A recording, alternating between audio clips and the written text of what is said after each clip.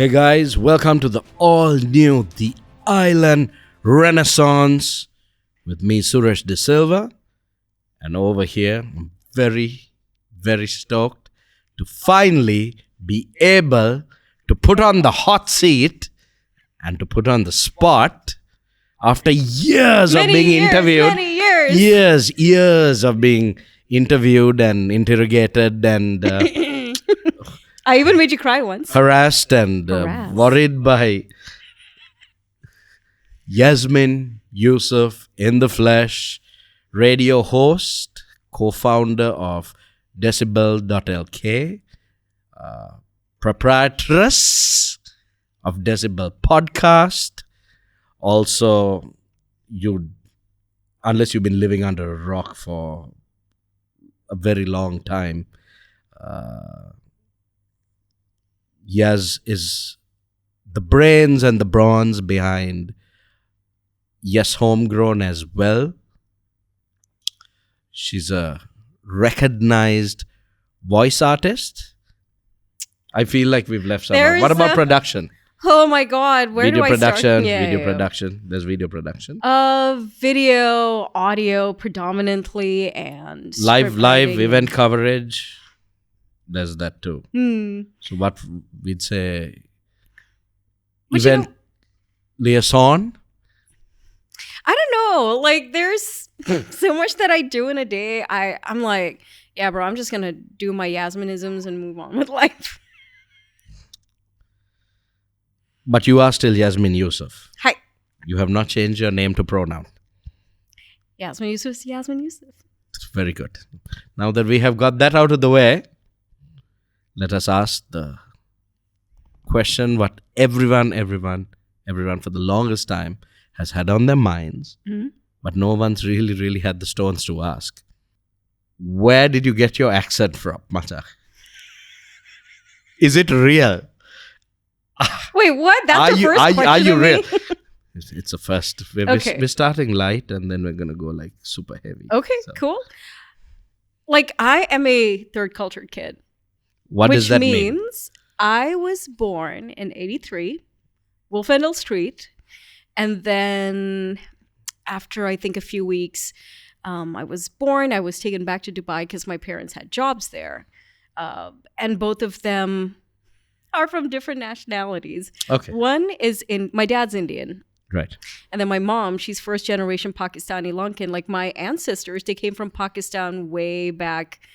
I don't know how, but the story is, according to my grandma, that they were all tailors. And in Pakistan... Mom's mom. Grandma, mom's mom. Yeah. They were all tailors. And in Pakistan, it was already a thing. Like, they were just flourishing. And they were like, bruh, not enough of opportunity. So they came to Sri Lanka. And they started living around the port area. Wolfendale was like the place. Wolfendale Street, right? Yeah. So that, and they gave up their they gave up their Pakistani nationality and became Sri Lankans. And it wasn't just like my great grandparents, it was also like a whole bunch of other Pakistanis. So my grandma got married to another Pakistani man. And what do you know? Same story. And he was working in Sri Lankan police. She was a housemaker. Okay. And together they had about 9 children, I think. And just to make things short. No, that's great. But where did you get the accent So wait, from? I was coming to that. So I lived in Dubai for 15 years of my life. Okay. And growing up in Dubai. Primary, secondary education all in Dubai. Yeah, so I went to our own English high school and also Little Flock English High. Little Flock had a Sri Lankan principal, but they, I think, thought in Indian, they had an Indian curriculum in both schools. So, and a lot of the kids, I think this is like part of growing up in Dubai where you're just surrounded by a lot of American TV, a lot of American cartoons, and sometimes your teachers spoke like with different accents. We had Filipinos who spoke in American accents. We had maybe a few Russians, Indians, Sri Lankan, Nepalese, but they had their own accents. So I'm just a product of that time.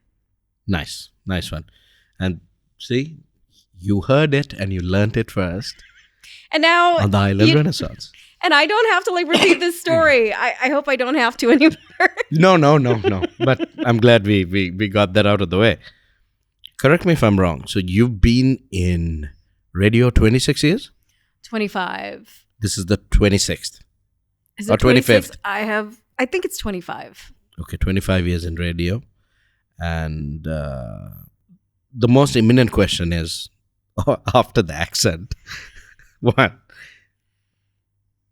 Where did you get the inspiration first? Or what was, at what point, what age, when was it that you thought or deduced or you decided to yourself that, hey, Machang, I want to go into radio?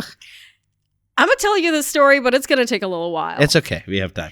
So, in Dubai, just starting off from there, I think my parents, they were super into music. Like my dad, even when I was like a little toddler, he brought me like those 80s little foam based like headsets. I remember. And he used to like let me... That you had with the Walkmans and the Discmans, right? Yeah, he had like a little cheap cassette player. And he used to like hook it up, and they used to let me listen to music and stuff whenever I used to eat or whenever they want to do stuff. So music was always part of our lives, like in a big way, because it was always like, oh, Hindi movies on a Thursday night. If you lived in Dubai, you know how big Thursday nights were for Asian families. And then, of course, Channel 33, there used to be a whole bunch of different people. You probably might have heard that chart show with Ace Ventura and Joe Cipriani. Ace and Joe. Yeah, I think it's Ace Ventura. This is all you're talking about, like radio shows and all in Dubai. In Dubai. And it used to be like fascinating. And I used to listen to the radio a lot because, you know, like we didn't have cable for a while.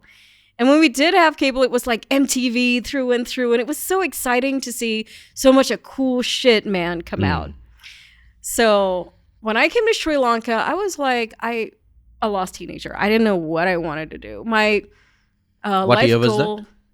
I think this was 98. Okay. That's when we first decided to like, okay, settle down, because my mother's mother, she didn't have a lot of time left. And my mother wanted to be like, yeah, I want to settle down here. Let's just do that. So we were all, okay, fine. Grandma was residing here. She was here. Okay. And then I was doing my O-level studies privately at the Open Education Institute in Navila, which was run by the late Miss Carol Pereira. There was a teacher, and she was like a brilliant art teacher. I always remember her fondly as Tasneem's mom. And I did my O-levels, and, you know, I didn't know what I wanted to do. Like, I knew somehow maybe I'll be a journalist. I don't know. I didn't know what I wanted to do with my life. But I was like this happy teenager, always into music. And then one day, after I was finishing my O-level, she was like, you know what? Maybe you should try for a radio station. I'm like, do you think they would accept someone like me? I mean, I'm a little wild. I'm a little crazy, a little... and the music, what about that? And she was like, no, give it a go. And so she fixed this little interview up. And the station at that time was EFM, that she had fixed a little interview. And so I went. So that day I was sick.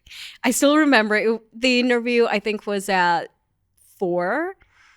So right after some education, I think I was still doing some kind of classes or whatever, just learning. So 98 means O-levels if you're 83 born. I think this was around, though, in 2000 1 year before O-levels. Something. Okay. 2000. Because I failed my O-levels first, the first time I did it. Because, you know, you're coming from Dubai, and the education system here is very different. It was just so overwhelming, Suresh. Like, for me, it was like, oh my God, what the hell is this? Like, the English was different. I didn't know there was a difference between the two. Like, there was British English, and then there was American English. I've been educated in American English my whole life. So when I looked at a board and saw the word center, I used to be like, wow, these people really need to get their, you know, spellings together. But then later I learned, oh, that is British English. Okay, I need to learn my English again. It was so difficult. So second time, scored it. So Tasneem's mom was like, hey, you gotta go. We've got this interview. I was excited. I was a little under the weather. So I remember having yogurt, aspirin, and Samahan. And that combination is the worst combination because it gets you like super dizzy. I went in there and I remember Roseanne Etherisinghe, she was the one who did my voice test. And she was like, we just want to get to know you and talk to us about the music you listen to. And I don't know. I think I was high on medication. I don't know, a whole bunch of things I said. And 3 days later, I get a call. And they were like, you're hired. And this was, I think, in 2001. Yeah, 2001. Nice. So that was the first. Yeah, yeah. So you were 2001, you would have been 20? Something like that, yeah. 19 plus or whatever. Nice. So you'd have been one of the youngest RPs to be hired on radio, I think. Probably. In Sri Lanka, probably, right? Yeah. So how did it, 26 years, 25 years. So you started off as a young radio personality. And then through the years, obviously you've been through the ringer, you've been at different stations. I met you, obviously, when you were at TNL. That's where I first remember encountering you. And then after TNL, was it straight to Yes or? No, so I had like a year at KISS. Right. Okay. Yes. Right. And then Yes FM. So at which point, being a radio personality, did you start developing the other multifaceted stuff? I'm not talking about your other pursuits and interests, but I'm guessing to be a good radio personality, you have to sort of be a music journal to a certain degree, because you have to know about the music that you're playing, you have to know about the music that's on the playlist or whatever. You have to have a modicum of understanding about the artists and stuff like that. But then there's also the other side, right? That people don't really get to see and know. There's the production side of it. There is the prepping. There's all the, the announcements on board and the voiceovers and all of that. So at what point did you start to get more responsibility to tackle a lot more of that? I'm guessing when you first started, it would have just been... Yeah, the radio show. Sorry, just to go outside. I'm like asking you to maybe tell us a little bit about your journey and how you started there, because I think it would be of interest to other people out there who maybe have aspirations to become a radio DJ or radio host, but they don't really have an understanding of how much work goes into it behind the scenes that people don't get to see. So my role, though, over the years has evolved into like a proper show producer, and that's where I stand right now. Which means at any given point, if I'm supposed to like do a whole bunch of things, which is researching for my show, voicing, editing, putting it together, sourcing out the music, making sure the artists know that their music is being played, making sure that the production elements like the liners, my show opener, etc. The promos for the people featured, the artists. Yeah, everything is done. Even apart from the radio side, there will always be that social media side, which is like unavoidable now. Yes. So to answer your very, your question, just to let you know where it all stems from, I think this stems from me being in school in Dubai, because I think at 5 or 6, I remember our teachers taking us to this amazing jungle-looking place in our school. If you were at our English high school, you would have noticed there was this little place in the 80s. I'm 83 born. So I think this was close to the 90s. Oh my gosh. It was the first time I saw a Mac in my life. It was called Macintosh. Right. And this computer lab was with fake trees and all that just to like help kids feel at ease. And I learned to play snakes there. You know, that weird snakes game? Right. Okay. And later on, they made us do like the alphabet typing and things like that. And I love computers, man. I love that damn machine so much that when I came to Sri Lanka, I felt so disjointed because there weren't like internet cafes I could just go to easily. And just me having that severance made me want to come back a lot stronger. So when I joined radio at EFM, man, they had computers we could use as much as we wanted to. Unlimited internet, hells yeah. And I remember going through a whole bunch of like different sites, downloading music, understanding what it meant to like really be a radio person. Because back in the day, to be a radio personality meant you just intro extra songs with the station call letters, which is like a EFM 88.2 whatever. After a while, that got like super boring. And then Mahen Pereira at the time, he had like this weird ass training.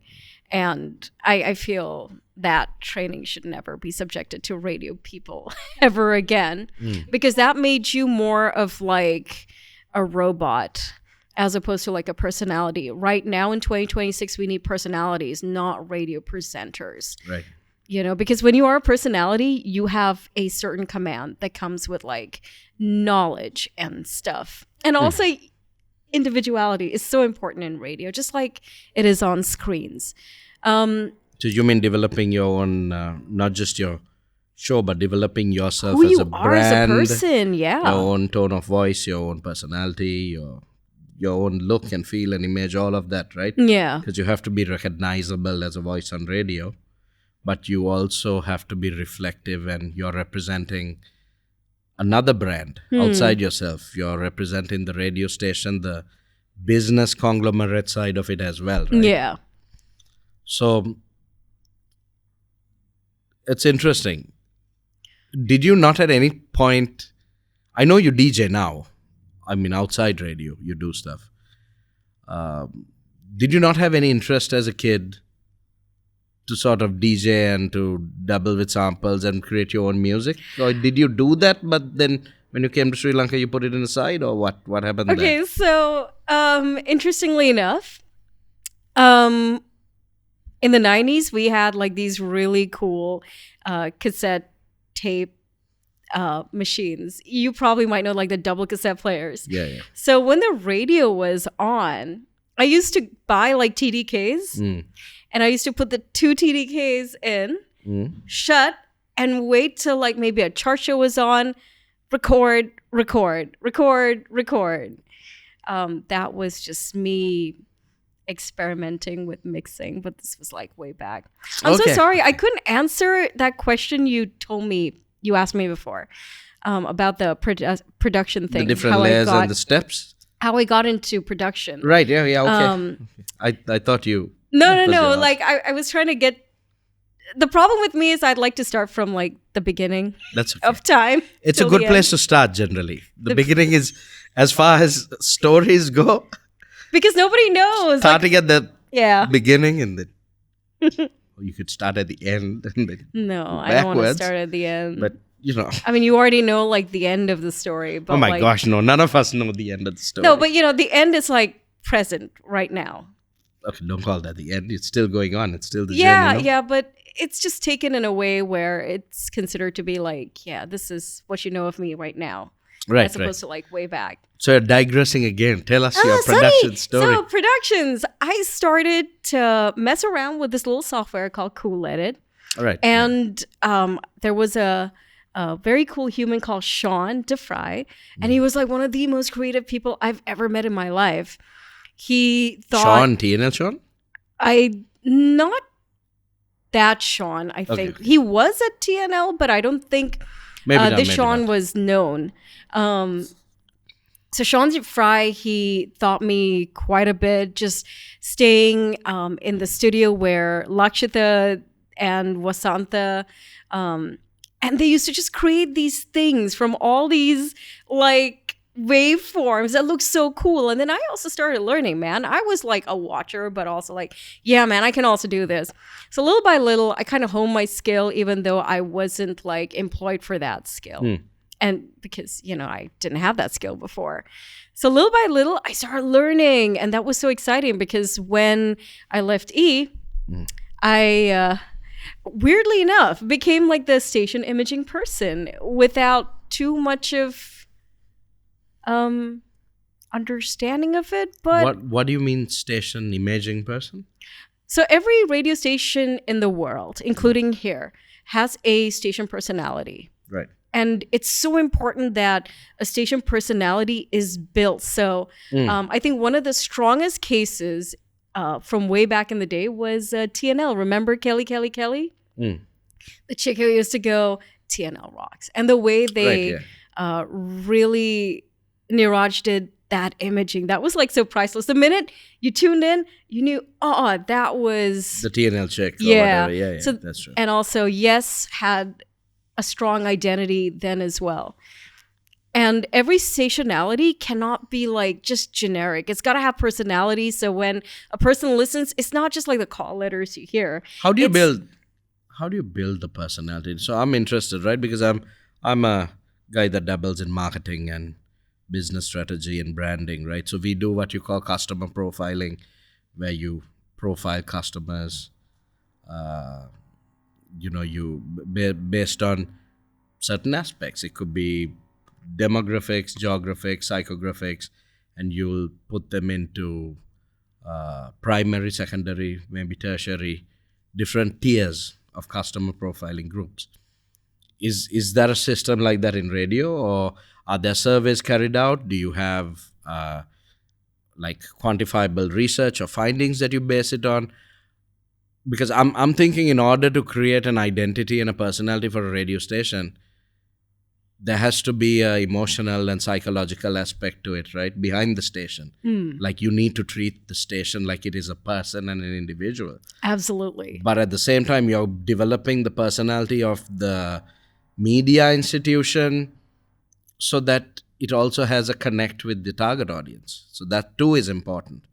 So it's a little bit complex, right? So maybe tell us a bit about that. It is complex because it takes hours of listening to what is being played, what is coming out from the world and from Sri Lanka straight on to the system of Yes 101.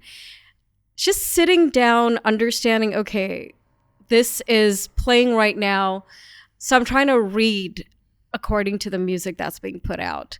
And also just by understanding the demographics and the kind of like stuff that is being done on each show, I'm like, okay, so how do I write? So who decides, Masang, at these media institutions, TV, radio, as to, okay, this is the kind of music we're playing. This is the kind of audience that likes it. How is it? How do you reach those conclusions? So that is the job of the music controller and, of course, the bosses. So what they do is every week... When you say bosses, the owners of the radio station? No. These Directors? Are program heads. managers. Okay, all right. So what they do is at all the stations I worked at, every once a week, they sit down and they're like... maybe they have printouts or from their phones they check, okay, what's hot on Billboard? What is the internet listening to? What are Sri Lankans listening to? Maybe they would check the iTunes chart. Maybe they would check Billboard and various sources. And that's where they come to the conclusion of, okay, we can add X amount of songs. But that's the international stuff. Locally, it's more like, okay, send your song in, and we start from ground zero. Whereas internationally, all the groundwork has been done by record labels, etc. So it's so much more easier. But here with local music, it's like starting from zero. So we're officially the ones doing all that PR work for them as well. Okay. So you call that, there's a term for that, right? You call that a radio format, am I right? Yeah. So a radio format, and there's so many of them.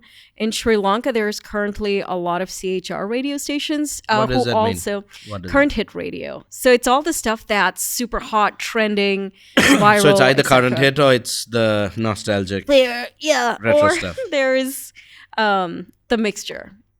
What is that? Past, present, mix. Yeah. Okay. So when you say contemporary radio, what does that mean? Modern radio.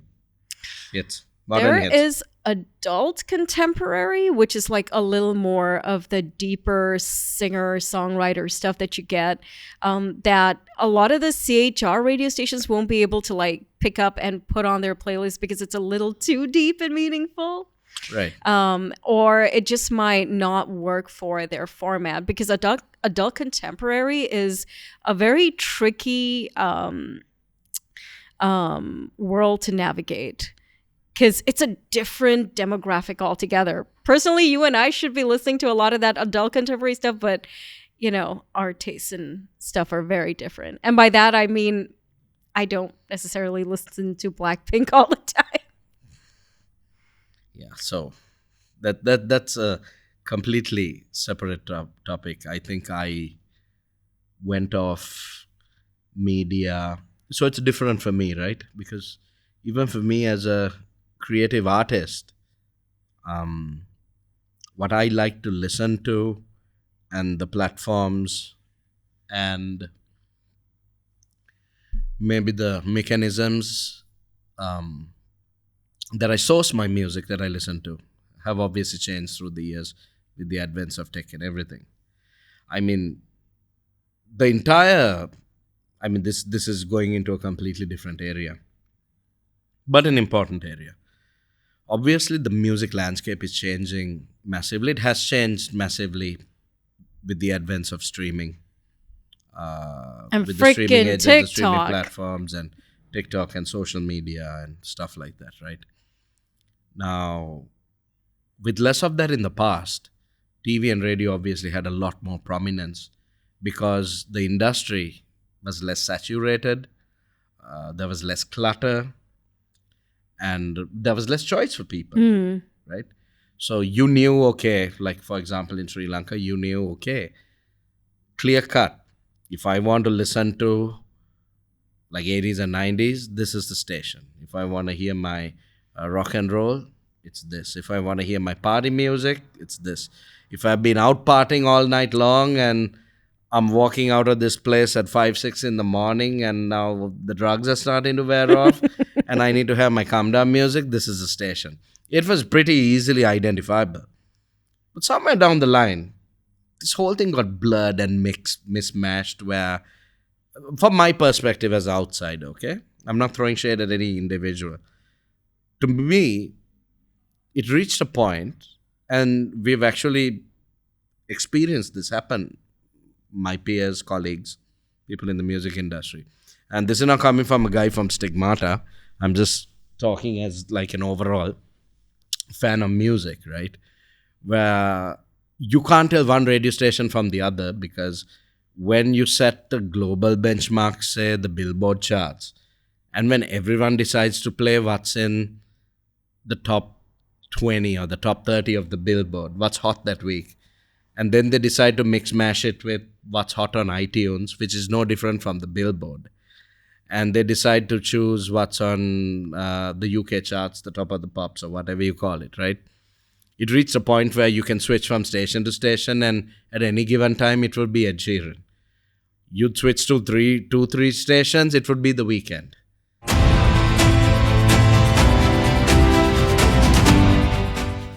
So, the Island Renaissance podcast would not be a reality or a possibility if not for the following entities and their generosity. Skin Family Wellness, thank you for the partnership and sponsorship. Senkadagala 360 for all the technical expertise with the videoing and the photography. Waveguide and Pearl Bay Institute, thank you for availing and providing us with this amazing space to shoot the new pods. And then Evil Cat Lab, the post-production lab and studio that will be handling all the edits for TIR. So thank you guys from the bottom of my soul.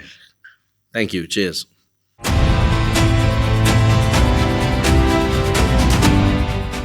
But that didn't happen in the past before. It's not that those stations would not play the same music, but there was still a lot more versatility and diversity involved, right? So, on one hand, I'm saying that is because of the advance of social media. It's become extremely competitive, and the head honchos in a lot of these stations figure out that, hey, man, for us to be competitive and relevant, we need to play what people love and what people like, and this is what's trending right now on streaming platforms, and this is the top 10 right now on Spotify, and this is the top 10 right now on Apple Music, and that is linked with obviously the same songs that's trending on the Billboard or the UK top 40 or whatever, right?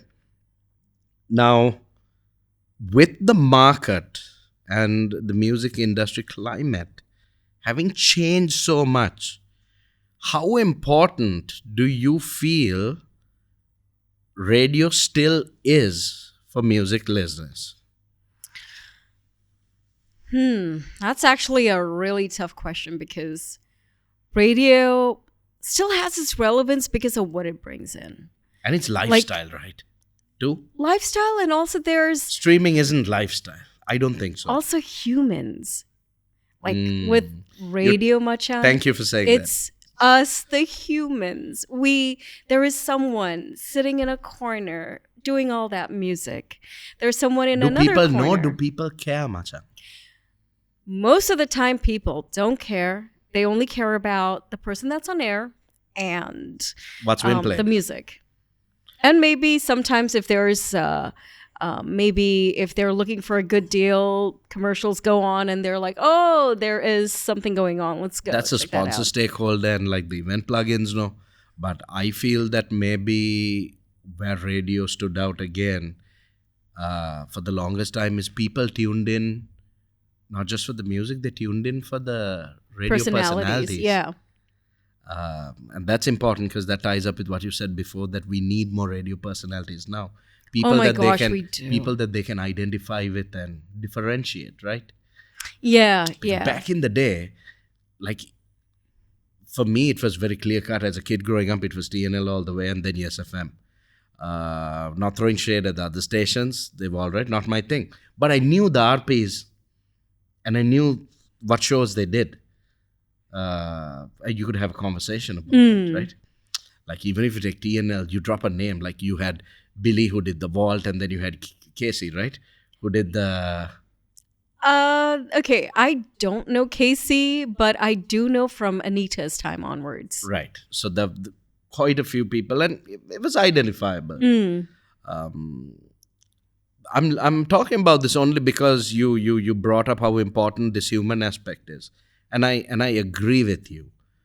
Now the danger here is the reason people are turning towards streaming is they get to create and build playlists of songs that they personally love and like. But here's the thing they're forgetting, though. For them to even listen and be like, oh, let's create a playlist. Where did you originally listen to that song? It was your radio. Originally, because... maybe for an older demographic, no? If you're talking about now Gen Zs... it's the internet. That's the thing. And then you're talking about internet radio. So, I mean, if internet radio and radio, so it's got to be relevant to the generations, no? No, for sure, yeah. Like you spoke about how MTV was a big thing for you growing up Dubai. MTV was a big thing for us. Like we didn't have like music TV here in Sri Lanka for like 24 hours straight. I remember we used to have a couple of hours, maybe Super Select and a few other things that used to run for an hour. Yeah. A few hours here on, I think, was it ETV? Or I can't remember now. But we just had a couple of Select stations shows here, and they used to maybe have select programs and run. So even for us, we used to like watch that stuff, right? Ardently, and you know, like after school or whatever, and in between tuition, and then you're running for sports practices, but you want to still catch a few minutes and watch like hear what Nikhil has to say about on Super Select about whatever new videos have come out or releases, right? Stuff like that. So that's like a lifestyle connect to it, Machan, that I Yeah. feel streaming lacks. So this is not what I'm trying to do is I'm trying to dive really deep here for us to find meaningful conversations, because I personally think it's important. As a person who grew up listening to radio, I feel it's important. But also there are problems that are not being addressed. Like, I don't get to hear the music I like on radio. That's the truth. So there's no difference to me between, I'm being very honest with you, many of the radio stations, not in Sri Lanka, it's a global issue. I listen to music either on Spotify or YouTube. That is because the algorithm also knows Suresh very well now enough. Where, Maybe it's time, dear Suresh, you start your own actual radio show, oh, like your own not for a thing. lack of trying. I think you should, man. It Oh, would be kind of man. cool. No. Like, just imagine you doing your own show, bringing all your rock You isms know- and lifestyle isms and all You that. know, I brought this up to one think I CEO of know. a station, and I had everything planned, and I said, I'll do everything for you. And I said, until we get I have sponsors on board also who are interested to come in. I'm not going to charge for my time or production stuff or anything. All I need is just give me 1 hour on your station. And they said, no, we can't give you Saturdays, Sundays, because the program heads were also there. Now we have a certain image, this and that. I said, listen, man, that's fine. I'm not asking you for a Saturday or Sunday or a prime time. Give me a Wednesday. Give me a Tuesday. I don't care. Just give me 1 hour. But that 1 hour, I play what I want to play. I won't play music that's anti-political or where there's cussing or anything, but I'll share it with you, obviously. But it'll give me free rein to play what I want to play, and I will introduce some amazing music to people that people don't know. That's out there. They said no. So Opportunity this is lost, even when I man. said I had sponsors in the bag willing to sponsor that hour. Damn. So what I've realized is media carries a lot of biases and prejudices, Machang, and it's changing. It's changing now, certainly. I mean, I can say a lot of good things for Yes FM now, where it's coming out of that mire, where you're starting to maybe reach out, sponsor a lot of different events. You're starting to maybe give artists that are more serious singer-songwriters to shine a little bit more. And I don't see anyone else really doing that, right? So, You know what's really sad though, Suresh? There's quite a few individuals who worked at certain stations, and oh my God, the stuff that they used to like tell me in private was just so heartbreaking, because they used to be like, hey, we want to support the scene more. And apparently their program managers would be like, nope, it doesn't work. And I'm thinking, wow, why are you from Majan, the there was a Stone Age? program manager in TNL. I can say that right now because we're open, and these are, bygone days. Who, because he had a personal prejudice and a grudge, he had to pick a bone with Stigmata and didn't like metal. We were on a board apparently on TNL of music that was banned, along with System of a Down and Slayer and Iron Maiden and Metallica, and not all our songs, but most of our music was there on that as well. I know it because I've seen it back in the day, and for us it was an honor, because the fact that we are banned alongside Rage Against the Machine and Slayer and System of a Down, back then we were like, yeah. But of course there's a cause and effect to that, because then people don't really get to hear music. And it was bad because what this guy did was he started to just bring in music that he personally liked. So he would push his own personal music. He would start to push the sort of music that like he was into, like Coldplay and U2 and stuff like that. No offense to U2, Coldplay is crap. But U2, no, they're pretty cool. Stuff like that. But my point is this: when you helm a position where you're a public personality, whether you are a podcast host, whether like yourself, you are a recognized face in the global south, I would say, not just in Sri Lanka, as the face and the voice of Decibel and Homegrown. Me as a performing artist with Stigmata, we have a responsibility and a sense of duty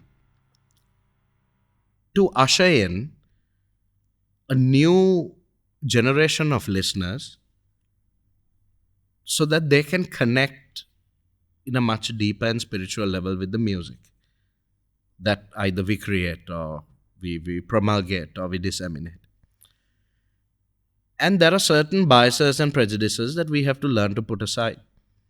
And that comes, I think, with a lot of rationality, that comes with a lot of humility, that comes with a fair degree of maturity.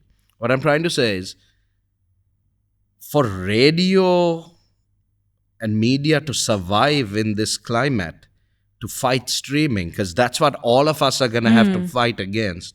I mean, we are. The rising, the complete rise of Gen AI and AI is what is going to really render, or it's what people feel is going to render a lot of the human capability and human talents obsolete. I don't agree. But you can see it happening in different industries. It's happening in a big way.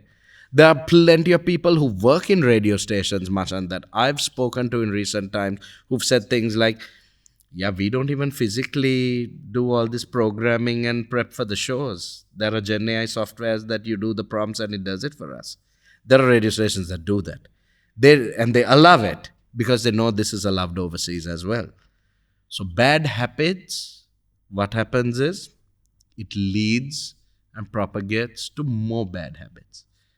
Now, in these stations, if some of the program heads just were open-hearted and open-minded enough to say, hey man, we grew up loving a certain type of music, but just because we don't like jazz or we don't like blues or we don't like original rhythm and blues, R&B, or just because we don't vibe with theater or opera or classical music, doesn't necessarily mean that there are not large, loyal audiences who support that music. Which is what happens with rock and metal, which is what happens with even, like even the dance genres have that. Yeah, so then what you're saying is that there are people who cling on to their personal preferences. I wouldn't say that. There are, unless it's a specific kind of programming, for example. Okay, let's take some stations that, like back in the day, they were very heavy on certain songs, certain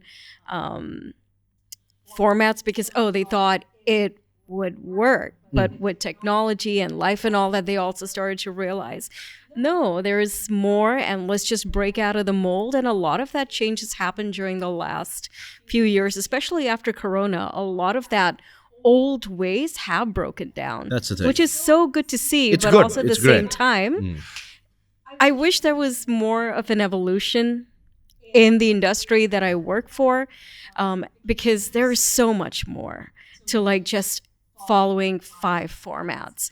There is room, and unfortunately, and talent, right? There's so much of local talent and creators from multiple genres of music that aren't getting a chance of even being heard or seen because they're so close-minded.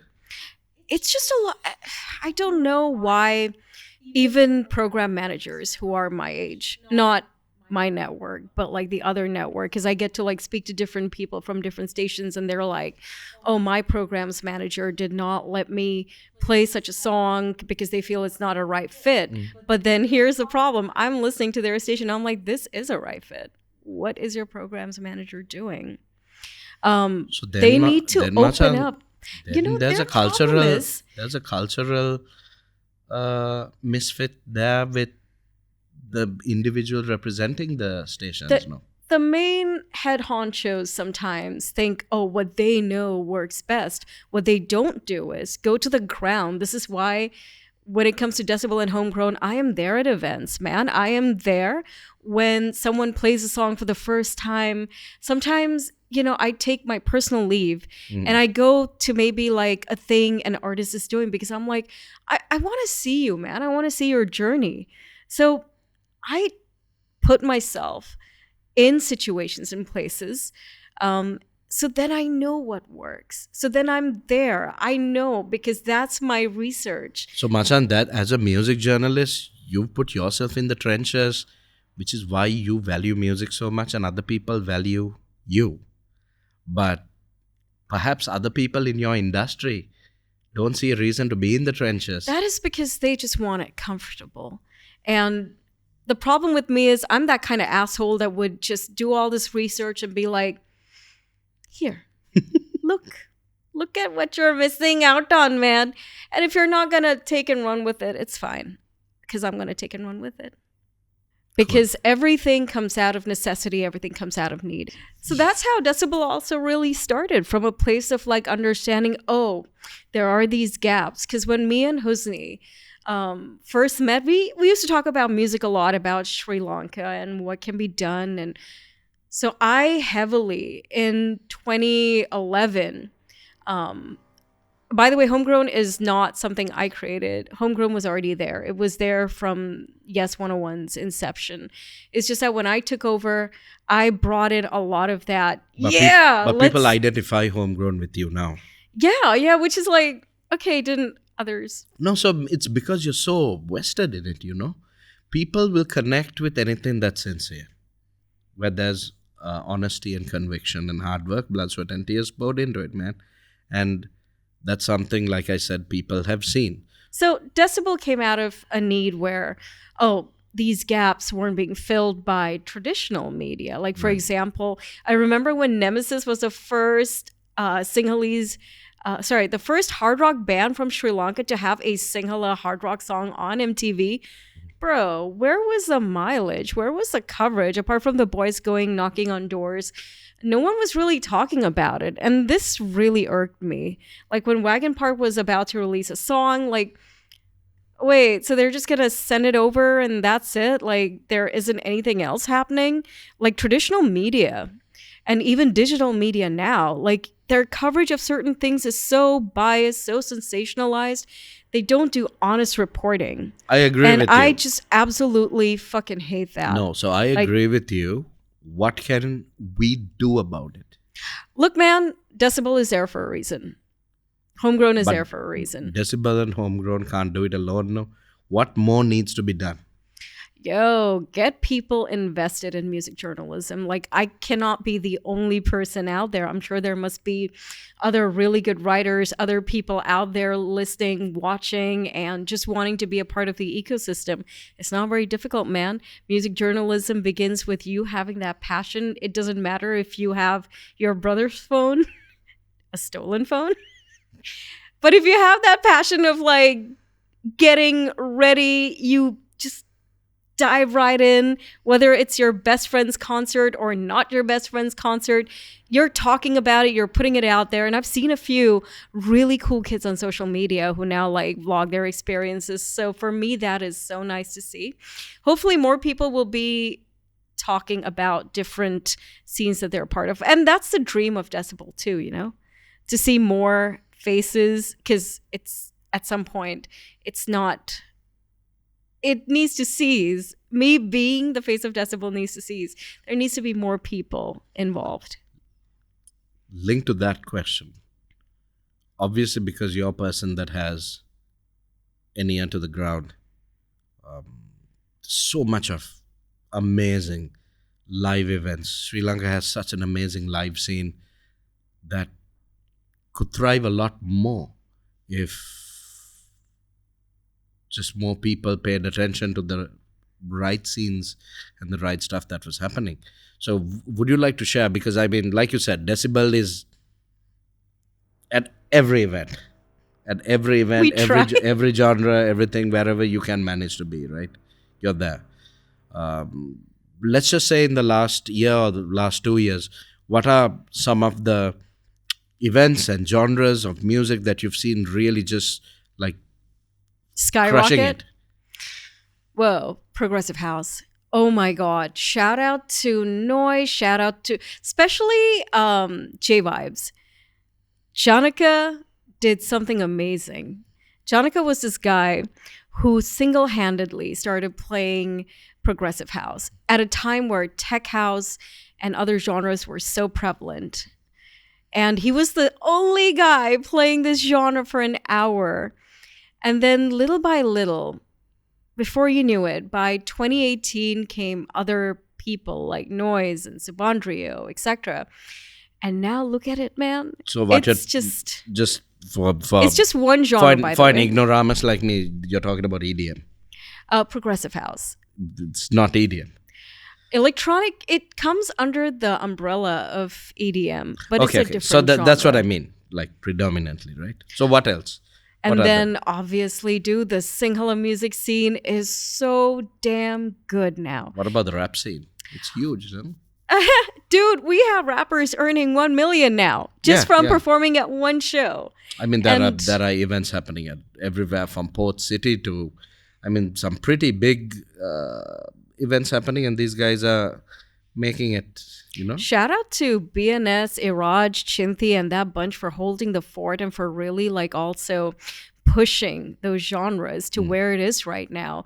Not forgetting Ashanti, Killer B, Ubsi, and all those people. Every generation, I feel, with Sinhala rap had its like leaders, and they always made sure they gave you the best of what they had. They never put out like a shit track. They always gave it their best. And so now I remember when Sinhala rap was just emerging proper. This was during the 2010s when the internet was finally accessible and just available for everyone. Man, the boys and girls of Sinhala rap, they really took off.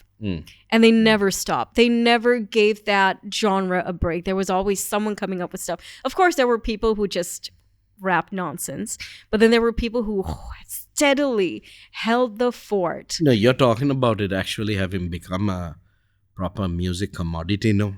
Where it's sustainable for the artists and sustainable for people that are part of the supply chains as well. Yeah.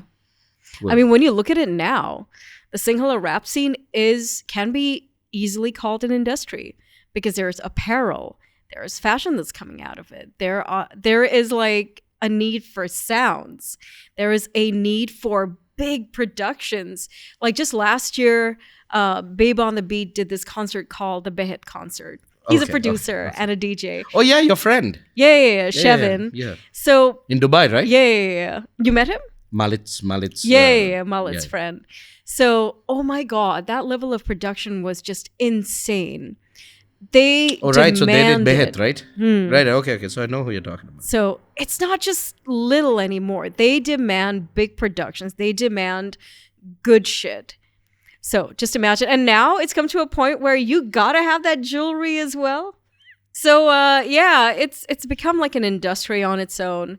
And let's not forget the Sinhala pop and the live music market. You know, it's insane. So Maja, you're talking about every single thing that is like mass market, right? So do you want to go into like not underground, but I'm just curious because you're there at every rock event, you're there at every metal event. Yeah. But you'd never discuss it as a scene or an industry that sort of has it's a scene. Growth. There has been growth, and it's something to be so proud of. Like, I feel a little more injection of resources and stuff, it'll pick off. And also, like, a little more work needs to be put in. Like, I know, like how? What do you like, mean? for example, right now I'm seeing the diversification of languages. Like, there's Tamil rock, finally. And just with that first band, ILKY, I'm sorry, I find it very hard to pronounce that name. Starting off with Jude and that band, they started off small, and the next thing you know, they're the first Tamil rock band in Sri Lanka, and then with them came Shabdara, and now we have Band Z. Yeah. There is growth. With the Sinhala rock scene, man, you should see some of the Sinhala rockers like Chapa and guys like Stringfield, etc. You've seen Stringfield. They really, really are bringing in something fresh and something great. Like even Mihindu Arya Ratna, for But Mindu's been doing it for some time. Yeah, but he can do a show alone. He can fill up Nelum Pokana like alone with just him performing. That's how powerful that scene is. The majority of people and the artists that you talk about, and not throwing shade at any of them, they all work hard, they're all respectable. In Sri Lanka, if you are to be someone or anyone, you need to have above the line advertising and mass media support. Mass media support in Sri Lanka is billboards, radio, and TV. If you do not have that, then you need to have massive conglomerate-backed funding to be able to throw massive shows with massive campaigns. So there are people, Machang, who work as hard or harder that don't get the cred for it because they're stuck not just in trenches but trying to dig themselves out of tunnels, right? So I don't think that it's fair to just talk about people who really kick down the doors and do bigger things. There are plenty of bands in the rock and metal scene who have represented Sri Lanka and carried the Sri Lankan flag around the world that some of these artists and genres you mentioned have not done yet. No, good sir. You're missing out on so much of information. I will educate you though, because if I were to talk, it would just go way over time on your podcast. We've gone way over time. But I'm going to tell you something. A lot of these artists who I have spoken about, especially from the progressive house scene, have represented Sri Lanka in some of the biggest stages in the world. No, Masa, you're missing the point of what I'm saying. This is not a competition of who is bigger and who's smaller. No, but I wanted to just tell you is all. I'm not, because I know everyone from the rock scene to the metal scene to the hip hop scene, everyone puts in a lot of work. I know the struggles of Stigmata. I know the amount of work you and the rest put in. It's just monumental. But sometimes it's really, really a lot of work that you need to keep chipping at, and doing that every day. It takes a while. I know sometimes you might think to yourself, how much more can I do? But then it's just every day is a day where you learn more. But that's true. And I think that's an important thing. And it's food for thought. It's food for thought, and that's your perspective. And you're obviously someone who has a certain degree of thought leadership in the industry, and you're looked up to as well, not an influencer in the social media sense, but at least in the sense where you know about music and you know what's happening, and all these things that you say are true. These are things that people can learn from. We should do actually like a part 2 of this, because I feel like this has been like a super long conversation, and I feel like there's more that we could sit down and talk about. Oh, there's a whole lot more. We certainly can, and I think we should. But also, I think for the sake of not boring people out, because I know that there is a maximum time limit to which people will like vibe with and watch a podcast. Yeah, like an hour usually. Hour usually, not more than that. I mean, sure, the Rogans and the Huberman Labs can go for like 2-3 hours with their pods, but that's a whole different thing altogether, man. But yeah, man. So thank you so much. One final thing before we go. What's new with Decibel, and is there anything that you would like to plug with regards to your professional or personal music ventures? What's new with Decibel? We would like to expand, like really, really, really expand, because I feel like there's a lot more that we can do for the community. Decibel hasn't been like an entity that's about like making money, but I feel like in this day and age, you kind of need some of that rupees, some of those cents to like make a lot of things happen. And by that, I mean to have more people. I genuinely want to encourage people to like come be a part of Decibel, and to be able to pay them something and be like, I am helping grow a small economy of creators' personalities. I've done that before with Decibel Gaming. that lasted for a while, but now I want to do it with music and really take it out there. So we will have like a way where people can help us reach those goals.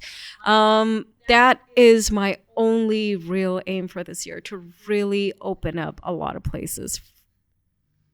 Very cool. Thank you, Machan. And so thank you for having me. This has been like a long time, Thank you for being here.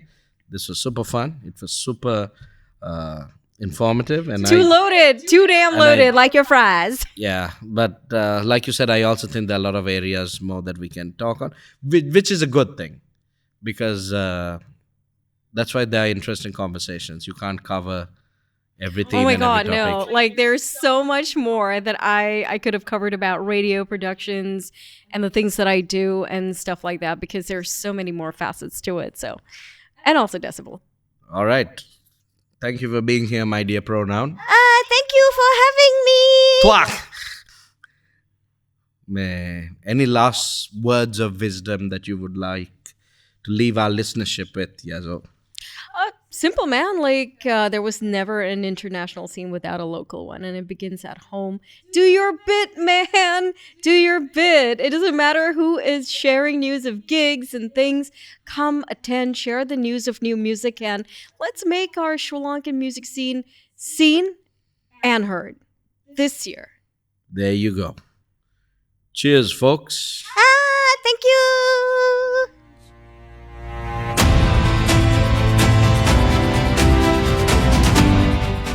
Please don't forget to like and subscribe to the channel and all the official pages on Insta, Facebook, and then, of course, the official YouTube channel as well. Appreciate all your support thus far, and all the likes and all the follows and all the subscriptions will obviously help us go a long way and to take this forward. Appreciate all the support. Cheers. We've got a lot of awesome pod interviews and episodes in store for you guys in 2026, baby.